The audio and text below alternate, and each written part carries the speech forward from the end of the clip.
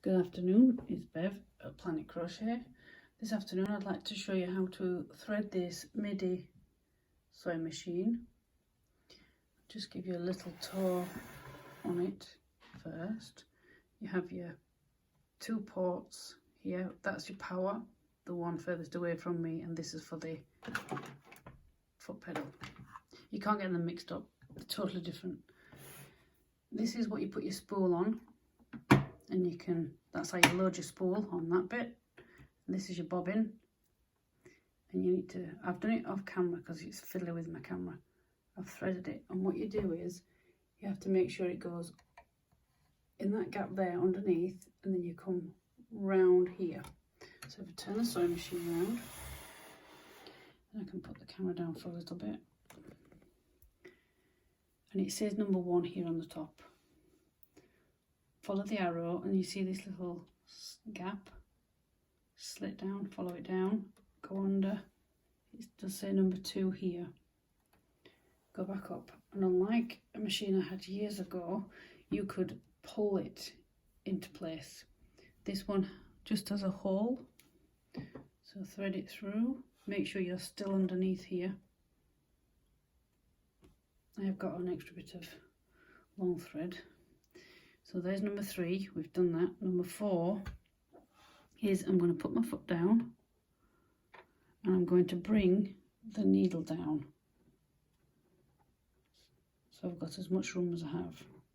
And the reason for that is because we need to put it, there's a hole here. You see, there's a little hole. You need to thread it before the needle.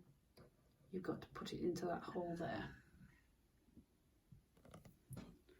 So bear with me. I've done it first time this time. Now bring your needle back up as high as it will go, because you want space. And first time. Lift your foot. Once it's in, you've got some, it's taut. Just take it round the back and leave it there for a while. Now the spool, so you thread tails in your hand, right hand, pop your bobbin in, let it just drop in, and then let your tail thread just drop on your machine. I'll need my bamboo skewer. What you need to do is grab your needle thread and your handle here. You need to turn it as if you're going to be sewing, but you're going to do it by hand. And if you watch here, you'll see this thread will pick up this thread. It'd have been better in black, I suppose, but I'm not using black on this material. Can you see it going across? And then stop, and then pull up. This is why you need your foot up at this point, and then just pull it through, and then you're done. Make sure you put that guard back, make sure it's secure.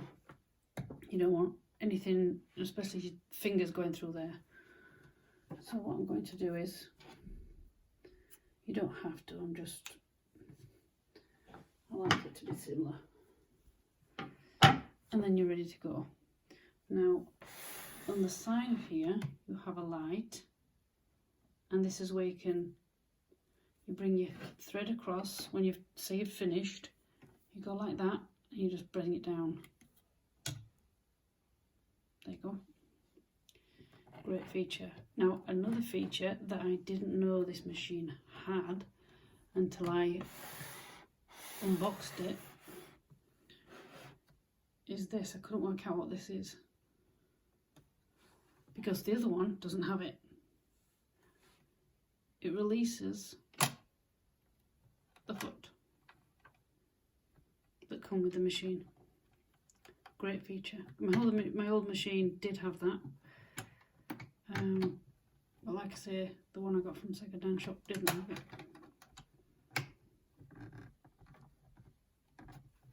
There you go.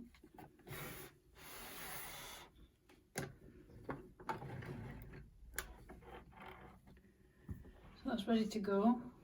It's just practicing now, so obviously I've got a bit of scrap material that I'm going to be using, the material that I need to use for the bag I'm making. So I'll use a bit of scrap. Use a scrap that you're going to do the actual project with, because obviously then if you use another material to practice on, it's not going to work. It's not going to be the same as when you go and use the project material. So make sure you've got some scrap, and then you're going to have to play with your tension. So obviously this is your stitch choice and this is your tension. So I'm not going to do that on camera because that is going to take a while. I need to get this right, and then I'll come back and I'll video the first time I use it on this project. So I've gone a little ways and I'll just show you how it does it on the, you know, the L down here. Oops, there, this one. I want to use this switch, and you'll see what I mean when you don't have to use the pedal, but just be prepared, turn it off, as I found out once.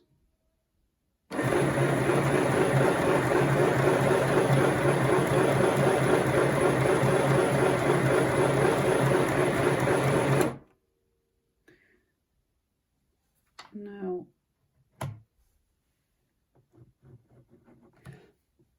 excuse me, you want this when you're coming off, when you're going to take this off, you want this up, and then gently just pull out the back, use your scissors or the little cutter here. And as I'm demonstrating, I'm not leaving a long tail on anyway. So there's the zigzag. So that's number 10. Oh, I thought I was doing number 9. It were closer together. Anyway, it's done what it says. It's not as good as my old machine with the zigzag, but it'll do. It's not puckering up. And so I've obviously got the tension right, 3.5. And this is 100% cotton as well.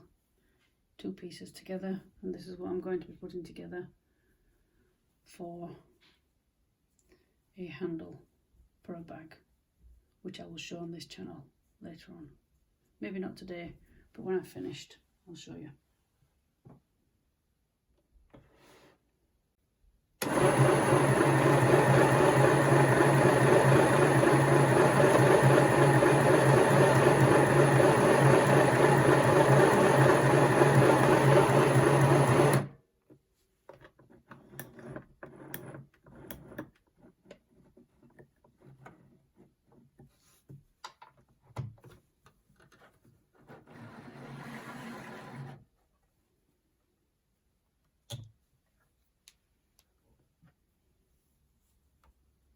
There you go. It's a lot quieter than the previous machine as well. The other one's really clunky. So I've put it to number 9 and I've gone a little ways. I'm going to carry on and show you what it looks like. And this is, I'm going to use the switch again, not the pedal. It's not that I can't use the pedal, I just like to use this sometimes. So just guide the material through.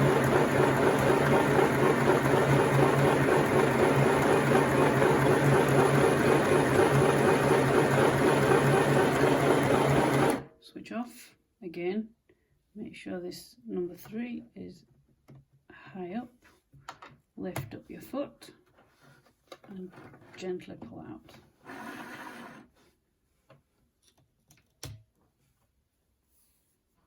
Now I may alter the tension. Can you see? You got holes all the way down, so it's a little tight for that stitch. So I will have to alter this. It's a little tight. Yeah. And I can feel it's puckered, whereas that's laying flat. Also, if it's too loose, if you ever have a long tail of thread at the end, if you can pull it out, it's too loose. So you have to work out your tension. I find is the hardest thing to get right, and you may have to tweak it every time you have different materials inside.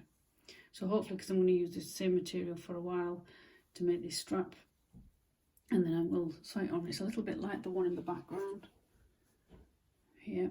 This is what I'm going to do, but for a different bag. So I make the strap out of the cotton material fabric, and then I may machine sew it onto the crocheted handle.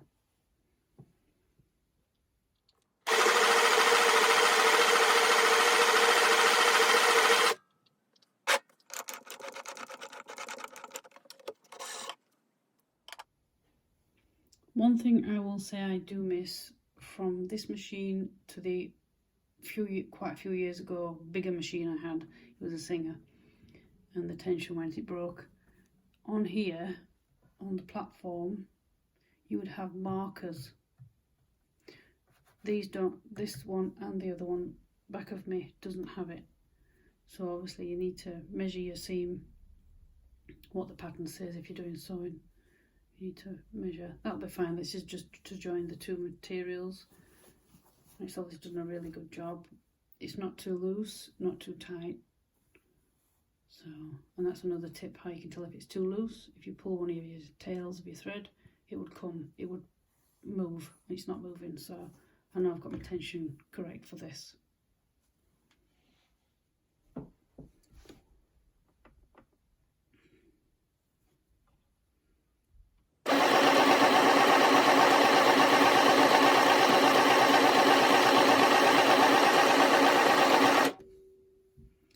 As you can see, it works perfect, this sleeve gap here. I don't know what its technical term is, but it's brilliant for things like this. And the reason why I have a pink thread in is I've just tacked it all along, something I learned at school and have kind of stuck with it. I could have pins, but when I was off camera earlier, I was doing something else, and if I ran over a pin, it didn't snap, it didn't buckle, but it kind of stayed there unless I pulled it through. So I just don't want to bust the machine because it's not very robust. So that's why, and I do kind of like this way of doing things, tacking down, and then I know what it actually looks like inside the bag. This is the lining for the bag that I'm making. So yeah, I won't talk now, I'll just run the machine.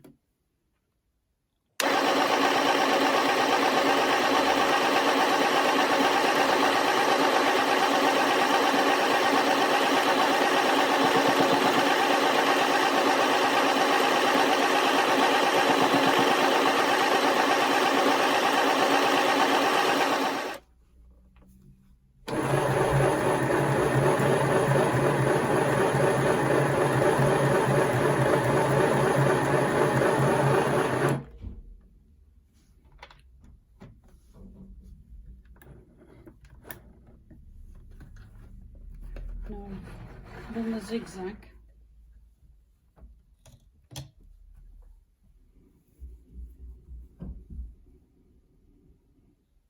Can't really see it, sorry about that. I should have, I think for demonstration purposes it's darker yet a cotton thread I need to use, but I'm impressed it's not doing what the other machine did.